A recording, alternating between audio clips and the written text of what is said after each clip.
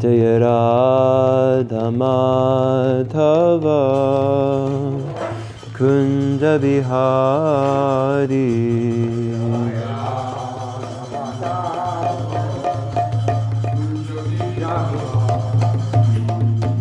Jaya Radha Madhava Kunja Bihari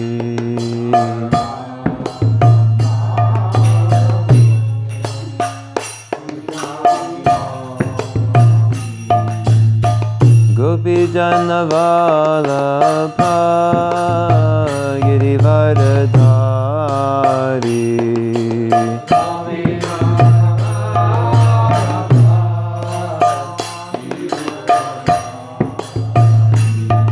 Jaya Gopi Janavalabha Girivaradhari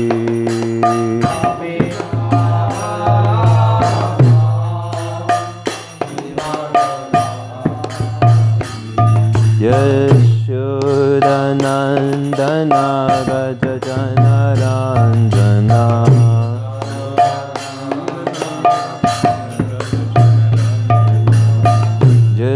Yashodanandana Gaja Janaranjana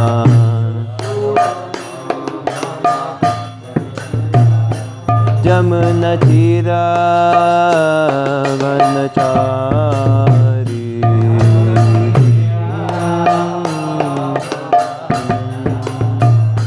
Jamuna Tira Vanachari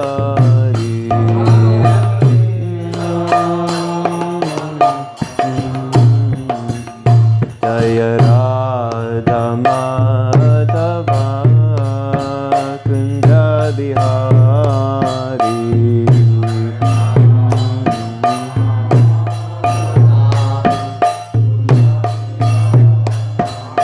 Jaya Radha Madhava Kunja Bihari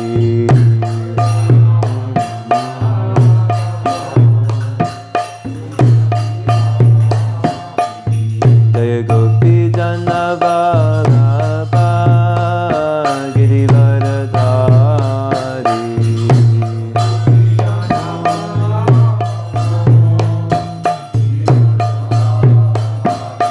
Jaya Gopi Janavalabha Girivaradhari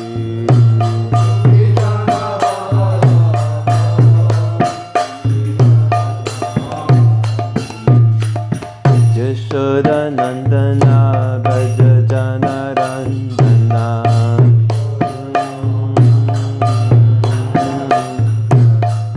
Yashodanandana Gaja Janaranjana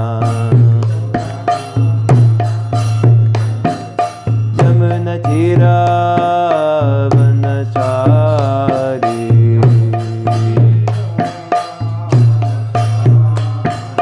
Yamuna Tira Vanachari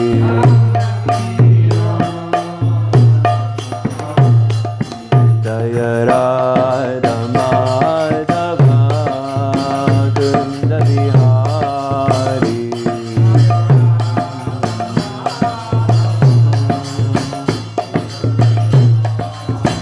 Jaya Radha Madhava Kunja Bihari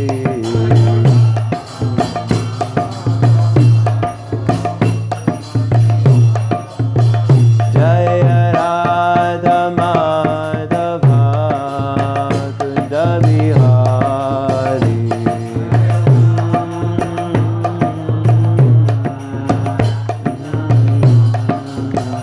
Jaya Radha Madhava Kunja Bihari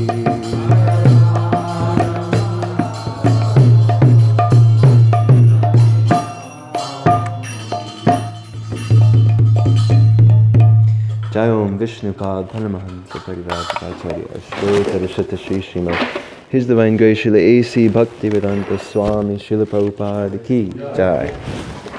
Grantaraja Srimad Bhagavatam Ki Jai. All glories to the assembled devotees. Hare Krishna. All glories to the assembled devotees. Hare Krishna. All glories to the assembled devotees. Hare Krishna. Are you ready for the verse?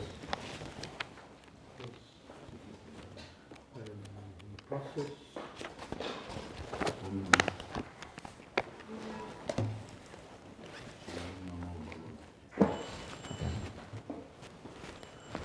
Om Namo Bhagavate Vasudevaya.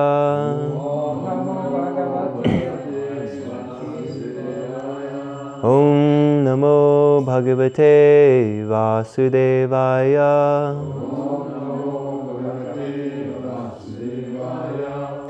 Om Namo Bhagavate Vasudevaya.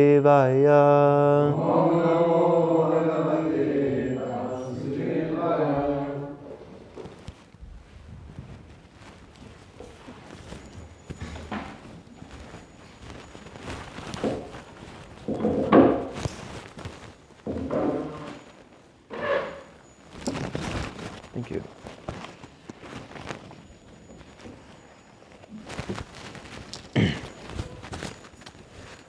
Okay, so today we're reading from Srimad Bhagavatam, Canto 8, Chapter 23, entitled The Demigods Regain the Heavenly Planets, and this is text 15.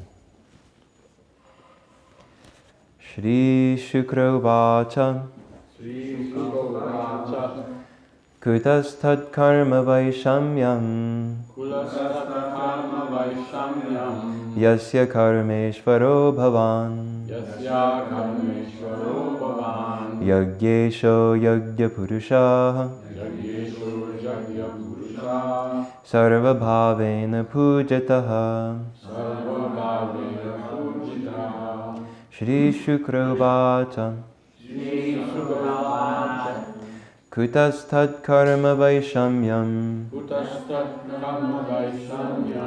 Yasya Karmeshvaro Bhavan Yagyesho Yagya Purusha Sarva Bhavena Pujitaha Shri Shukra Uvacha Kutastat Karma Vaishamyam Yasya Karmeshvaro Bhavan Yagyesho Yagya Purusha Sarva Bhavena Pujitaha. Please go ahead and chant. Sri Sukha Shri Shukra Uvacha Kutastat Karma Vaishamyam Kutastat Karma Vaishamyam Yasya Karmeshvaro Bhavan Yasya Karmeshvaro Bhavan Yagyesha Jagya Purusha Yagyesho Yagya Purusha Sarvabhavena Pujita Sarva Bhavena Pujataha. Someone else?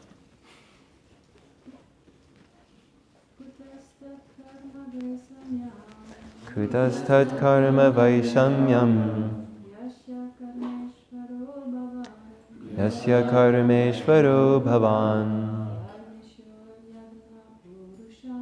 Yagyesho Yagya Purusha Sarva Bhavena Pujataha. Kutastat Karma Vaishamyam Yasya Karmeshvaro Bhavan Yagyesho Yagya Purusha Sarva Bhavena Pujitaha.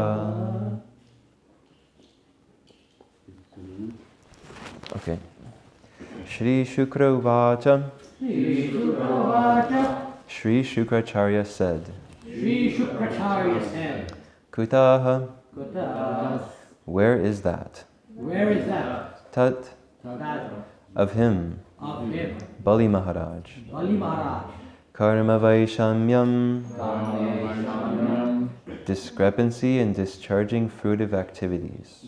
Discrepancy is discharge of food. Yasya. Yasya. Of whom? Of whom? Bali Maharaj. Bali Maharaj. Karma Ishvaraha. Karma Ishvara. The master of all fruitive activities. The master of all fruits and activities. Bhavan. Bhavan. Your lordship. Your lordship. Yagya Ishaha. You are the enjoyer of all sacrifices. Yagya Purushaha. You are the person for whose pleasure all sacrifices are offered. All sacrifices are offered. Sarva Bhavena. In all respects. In all respects. Pujitaha. Having worshipped. Having worshipped. So now the translation and purport by His Divine Grace, Srila A.C. Bhaktivedanta Swami Prabhupada Ki Jai. Translation. Shukracharya said, My Lord, you are the enjoyer and lawgiver in all performances of sacrifice, and you are the Yagya Purusha, the person to whom all sacrifices are offered. If one has fully satisfied you, where is the chance of discrepancies or faults in his performances of sacrifice? So go ahead and repeat, please. Shukracharya said, My Lord, My Lord, you are the enjoyer and lawgiver you are the enjoyer and lawgiver in all performances of sacrifice, in all performances of sacrifice, and you are the Yagya Purusha, and you are the Yagya Purusha, the person to whom the persons of whom all sacrifices are offered. all sacrifices are offered. If one has fully satisfied you, If one has satisfied you, where is the chance of discrepancies or faults where is the chance of the discrepancies or faults in his performances of sacrifice? Now I'll read the purport. In Bhagavad Gita 5.29, the Lord says, Bhoktaram Yagyatapasam Sarvaloka Maheshwaram. The Lord, the Supreme Proprietor, is the actual person to be satisfied by the performance of yagyas. The Vishnu Purana 3.8.9 says, Varnashrama Charavata Purushena Parapuman Vishnuraratyate Panta Nanyat Shakaranam. All the Vedic ritualistic sacrifices are performed for the purpose of satisfying Lord Vishnu, the Yagya Purusha. The divisions of society, Brahmana, Kshatriya, Vaishya, Shudra, Brahmacharya, Grihastha, Vanaprastha, and Sannyas, are all meant to satisfy the Supreme Lord, Vishnu. To act according to this principle of the Varnashram institution is called Varnashramacharana. In Srimad Bhagavatam, 1st Canto, Chapter 2, Verse 13, Sutta Goswami says, Atapumbhir dvijasreshta varnashrama vibhagashaha swanushthitasya dharmasya samsiddhir haditoshanam. O best among the twice born, it is therefore concluded that the highest perfection one can achieve by discharging his prescribed duties according to caste divisions and orders of life is to please the personality of Godhead. Everything is meant to satisfy the Supreme Personality of Godhead. Therefore, since Bali Maharaj had satisfied the Lord, he had no faults, and Shukracharya admitted that cursing him was not good.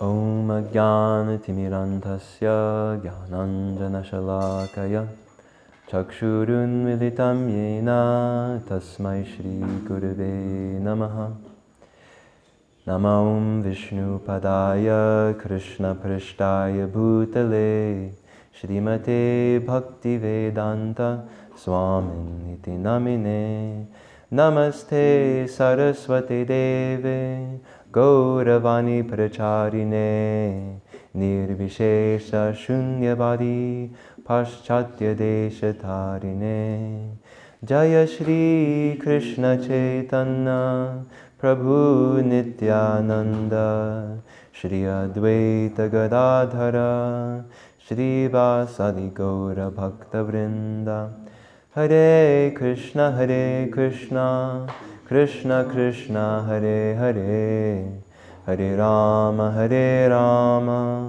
Rama Rama Hare Hare.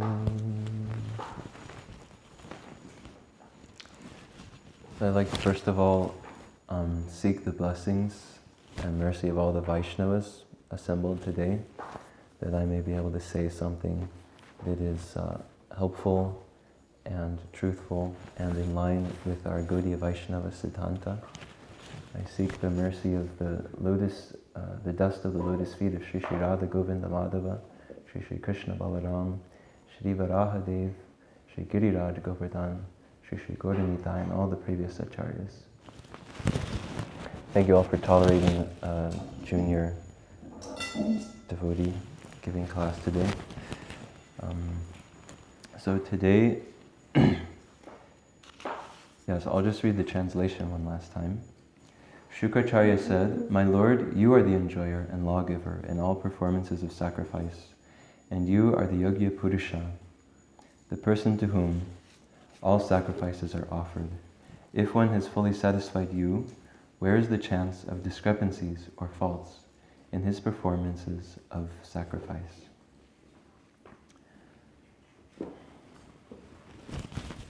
So in this part of the pastime, in just the previous verse,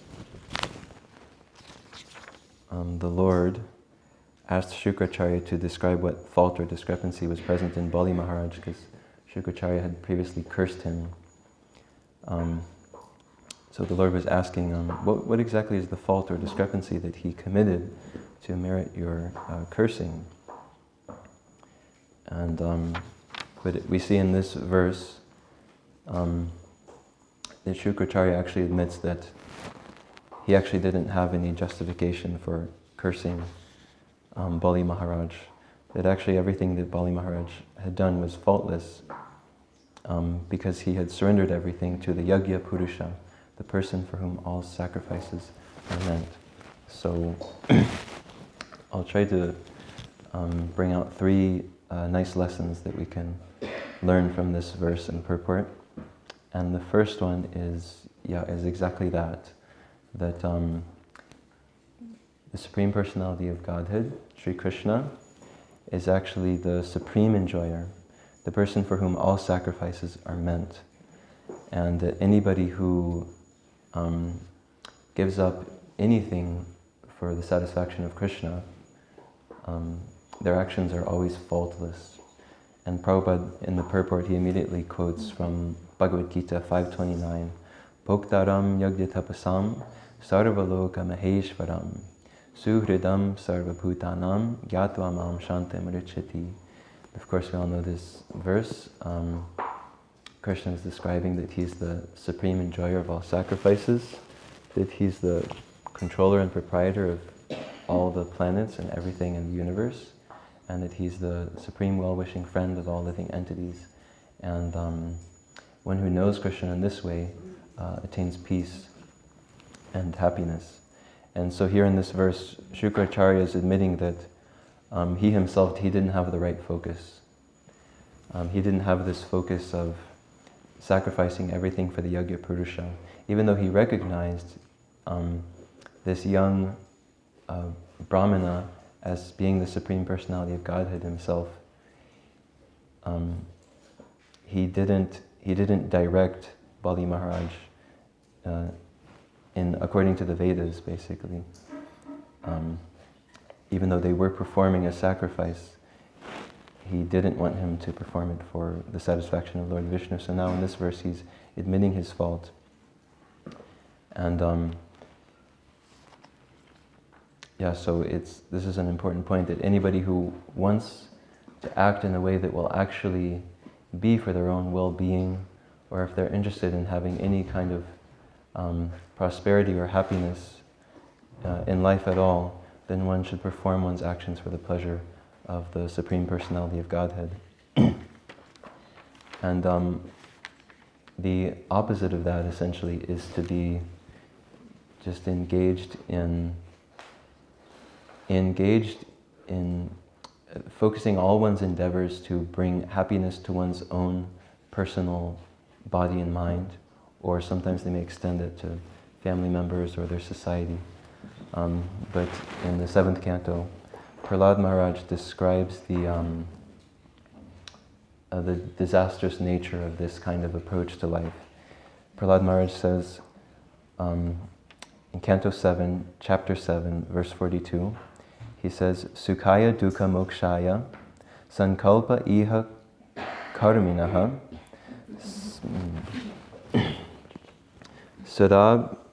sadapnotihaya dukkam anihaya sukhavrita,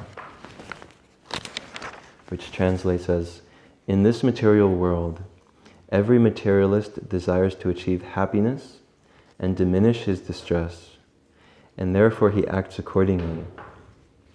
Actually, however, one is happy as long as one does not endeavor for happiness.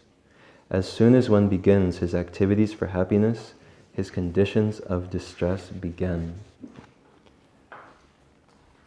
So this is describing the mentality that Shukracharya was actually in, not at this point in the pastime, but earlier, when he was trying to dissuade Bali Maharaj from fulfilling his promise to Vamanadev. And it's described that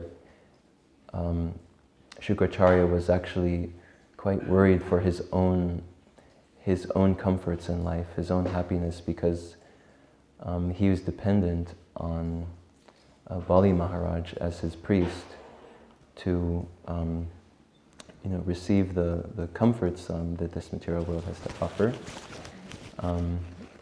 And so he was aware in the back of his mind, or in the front of his mind, he was aware that if Bali Maharaj allows himself to become quote-unquote fooled by Vamanadev into giving up the whole, his whole attainment, that he had attained the whole universe essentially, and he was sitting at on the throne of the heavenly planets. He was aware that if Bali Maharaj lost all this, then he himself would lose his position and the comforts that he was attached to. And so being in this mentality of just seeking to find his own happiness, Prahlad Maharaj is explaining that literally the moment one takes the first step on that path of just trying to secure one's own happiness, that's the moment that one's distresses begin. And so this is essentially the opposite consciousness of the Yagya Purusha consciousness, that everything is meant to satisfy Krishna.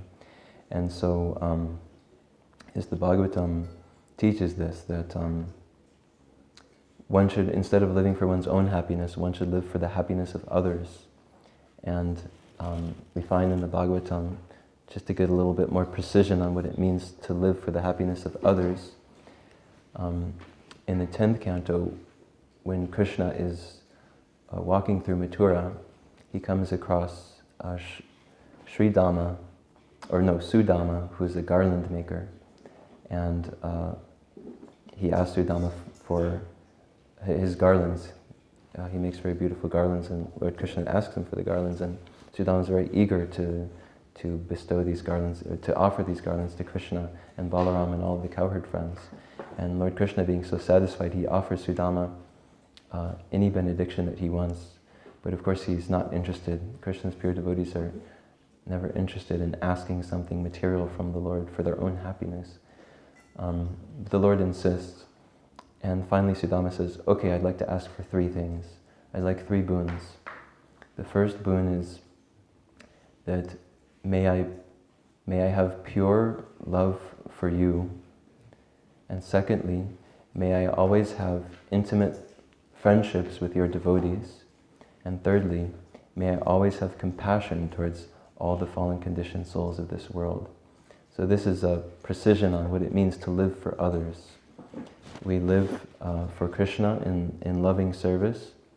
We live to serve Krishna's devotees and develop friendships with them. This is also pleasing for Krishna. And we live to, in compassion, offer ourselves to the conditioned souls, serving them by giving them the opportunity to make a Krishna conscious connection in their life as well. And this is also pleasing to Krishna. So this is the secret of all prosperity and well-being, actually, is that our well-being is in Krishna, in offering everything to Krishna, either directly or through his devotees, or by serving any of his parts and parcels. And so yeah, as Prabhupada says at the very end of this purport, Shukracharya is admitting that he cursed Bali Maharaj. It wasn't actually good. So he's admitting that I didn't have this Yagya Purusha consciousness. I forgot what all the Vedas were actually written for. And so this is one of the first lessons. The second lesson that we can learn from this verse is how to have this mood that Bali Maharaj had, where he was eager to recognize the Lord and offer everything to the Lord. We hear in the first canto about Maharaj Parikshit, and how Lord Krishna, when Maharaj Parikshit is in the womb of his mother, he's in danger of being destroyed by the Brahmastra that was led off by Ashwatthama to try and end the dynasty. But then the Lord appears within the womb of Uttara and saves the young Parikshit Maharaj.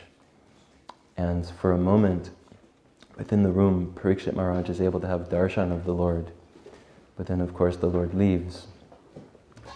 And after Parikshit Maharaj is born, he never forgot this darshan, he never forgot this image of the Lord that he was able to behold personally. And this is why he's known as Parikshit, because the word Parikshit literally means one who's always looking here and there. And who's he looking for? He's looking for Krishna. He wants to have that darshan of Krishna again. So he has this eagerness of always being inspecting and detecting for Krishna. And so this is a quality, this mood of, this Parikshit mood, is a quality that we can also try to gain from Bali Maharaj. Bali Maharaj was obviously a very successful emperor and conqueror. As the head of the demons, he was able to fight with the demigods and gain control over the heavenly planets. Yet in this pastime we can see what is the consciousness that he's actually got in his heart throughout all of this. Is he's got the same Parikshit mood, this eagerness to recognize Krishna and to serve Krishna wherever he may appear. And so when Vamanadev, when this young Brahmana appears before him as he's about to do this big sacrifice, he's immediately eager to put his full attention on this Brahmana. And of course the Brahmanas are the representation of Vishnu himself. And so great devotees are always eager to serve the Brahmanas. But then of course we learn that this Brahmana is not an ordinary Brahmana, but he's the Supreme Personality of Godhead himself. And so Bali Maharaj, when he learns that, then of course he's even more eager to offer everything to Krishna. And it doesn't matter how hard he fought to attain everything, he's not preoccupied with that. He has this Parikshit mood of let me find Krishna and recognize him and offer everything to him wherever I may be, to always be looking for him wherever, in whatever situation. And so we can also try to imbibe this Parikshit mood, and Srila Prabhupada gave us so many indications of how we can always be in this consciousness of always seeing the Lord. One of the simplest examples he would give was when you're drinking water, you can think of Rasoham apsu kaunteya in the Bhagavad Gita, where Krishna says that I am the taste of water. And there's one very nice statement in one of Prabhupada's purports in the first canto, where he explains how actually the devotee of Krishna is so busy in the matter of researching the absolute truth that he simply doesn't have any time to engage in Maya. And just like an expert scientific researcher, to even a mundane person who's a scientific researcher, they often give themselves to that research so much that they don't even give a second thought to going to bars or restaurants or even looking for a wife. They end up in their 40s and 50s, often just so absorbed in their research work they have nothing else to give themselves to. They're not interested in giving themselves to anything else. And so that's one mood that we can imbibe. And then of course there's the example of Queen Kunti who, and the Pandavas, who going through so many different calamities and disasters in their life. Queen Kunti was praying actually to go through those experiences again and again, because she recognized that in times of distress, that's when I can most easily see you, Krishna. And by seeing you, one doesn't have to see repeated births and deaths. And so there's another example of a devotee who has that parikshit mood, just wanting to see Krishna everywhere. Even though he may not be so apparent at first, especially when we're going through difficulties, just the emotional content of the distress we feel can be so distracting. But if we can imbibe this mood, this parikshit mood, then we'll think, oh, Krishna's in here somewhere. Let me recognize how Krishna's mercy is present in this situation. And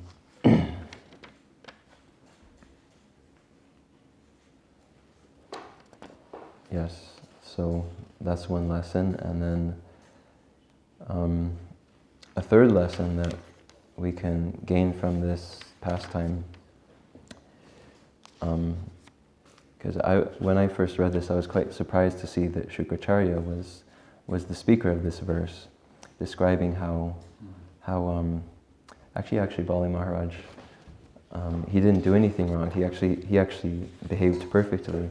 And in the chapter summary at the beginning of this verse, Prabhupada describes, the Lord then ordered Shukracharya to describe Bali Maharaj's faults and discrepancies in executing the sacrificial ceremony. Shukracharya became free from fruitive actions by chanting the holy name of the Lord, and he explained how chanting can diminish all the faults of the conditioned soul. And then he went on to complete, actually, Bali Maharaj's sacrificial ceremony.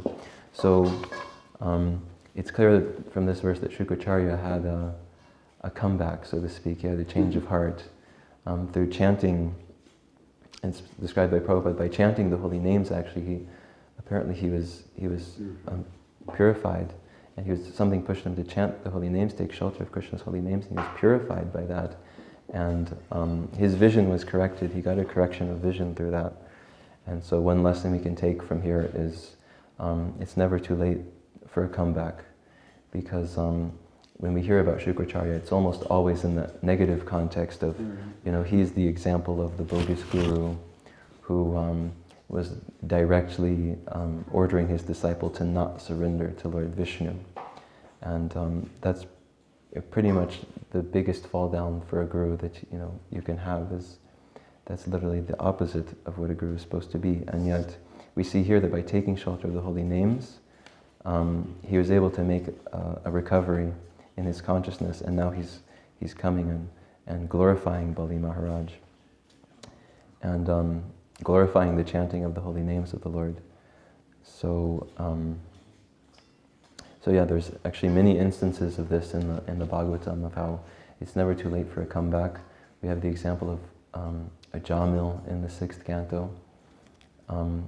After having fallen down into very sinful life, then towards the end of his life, he just unintentionally chanted the name of Krishna, and yet by that he was purified, and he was given the chance to escape death in that instance, and to go on just retiring from his sinful activities and just taking shelter of worshiping the Lord and chanting His holy names. And he was able to make his whole life perfect by the end in doing that way. So there's another excellent example of a comeback, also through chanting the holy names. And then we have, of course, there's many instances where Lord Indra, he makes some mistake, has some kind of fall down in his relationship with the Lord, but then he's able to recover, get his senses back, get his wits about him and recover. And of course, one of the foremost of which is the pastime where he's trying to so-called exact revenge upon Krishna for diverting the sacrifice from him to Govardhan Hill, to making offerings to Govardhan Hill. And after 7 days of trying to drown the inhabitants of Vrindavan, he realizes his mistake, that he's messing with the Supreme Personality of Godhead, and now he's in anxiety about what to do, how can he redeem himself, and he takes shelter of Lord Brahma and asks him, what should I do? And Lord Brahma gives him the right path to take, and he approaches Lord Krishna, putting the Sarabi cow before him, and he seeks forgiveness for his offenses. And so, yes, no matter how far we may dip sometimes in our consciousness, and it could be a small dip or a large dip, but we can always find new shelter in Krishna consciousness. There's always, our comeback is always just one holy name away. Just chanting one holy name sincerely is enough to be able to bring us fully back, and Shukracharya is the poster child and proof of that reality. So, okay, yeah. In summary, the three main points that I wanted to pull out of this verse and purport were how Krishna is the Supreme Personality of Godhead, and our happiness lies in making Him happy. And as long as one is dedicated to that, anybody who sacrifices for Krishna, they're never, they're always faultless. And secondly, how we can try to develop this Parikshit mood of Bali Maharaj, his eagerness to see the Lord anywhere that he is, and ready to offer everything to him in a moment's notice, and that, yeah, it's never too late for a comeback. So now I'd be happy to invite any reflections or comments that anybody has, or if there's any questions, I'll do my best to try and answer them.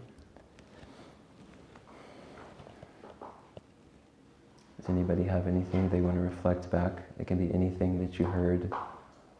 Yes, Mother Rajalakshmi? You said the satisfaction, the happiness comes when we serve Krishna.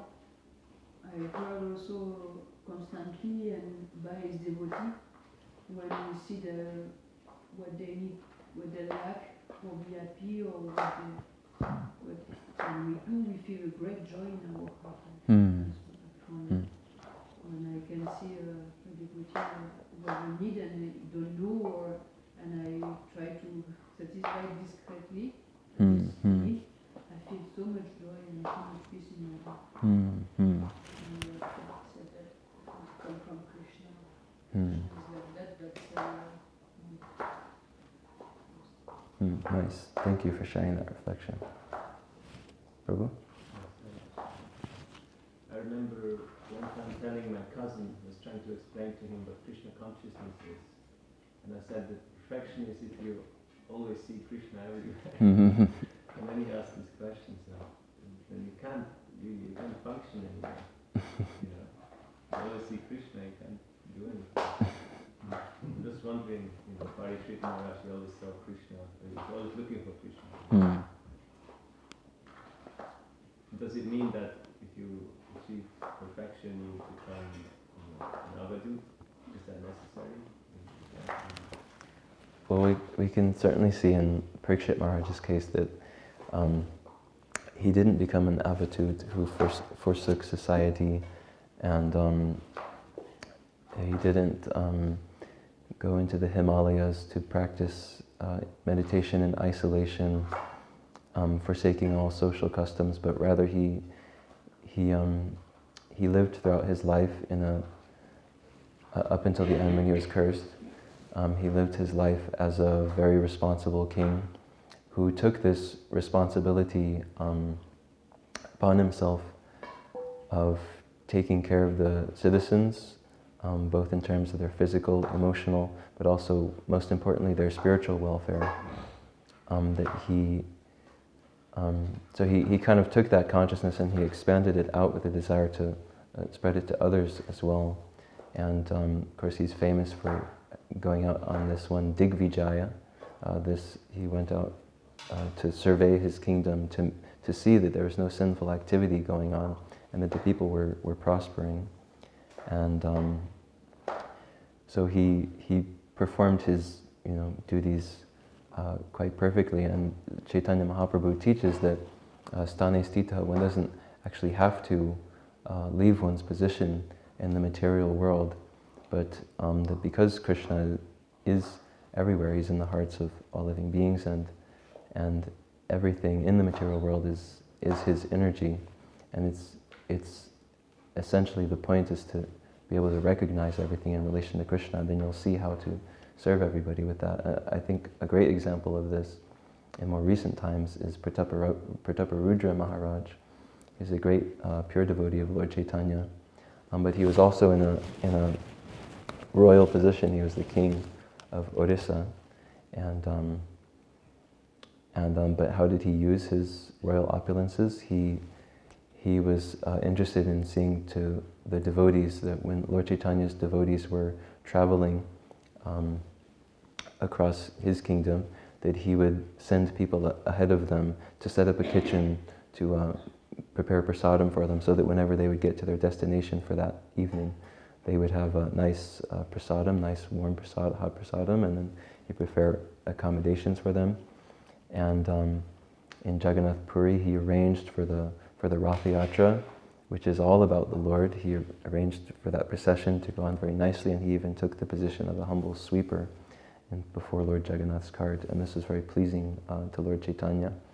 And so he was able to engage all this without becoming an avatut. And at the same time, we see that when there was this possibility that Lord Chaitanya was going to refuse to see him, meet with him, because he was in the kingly order, he was ready to just give it all up in a moment. So that indicates that he was engaging with the material energy, but without any personal interest for himself, for his own pleasure. He was ready to give it up if that was the only way to attain the Lord's mercy. So there's one example I think can be given in that respect. Thank you.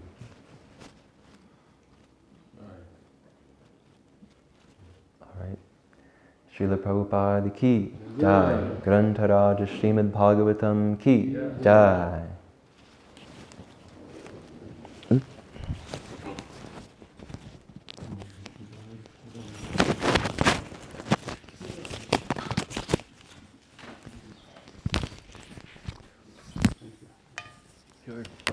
Thank you for tolerating.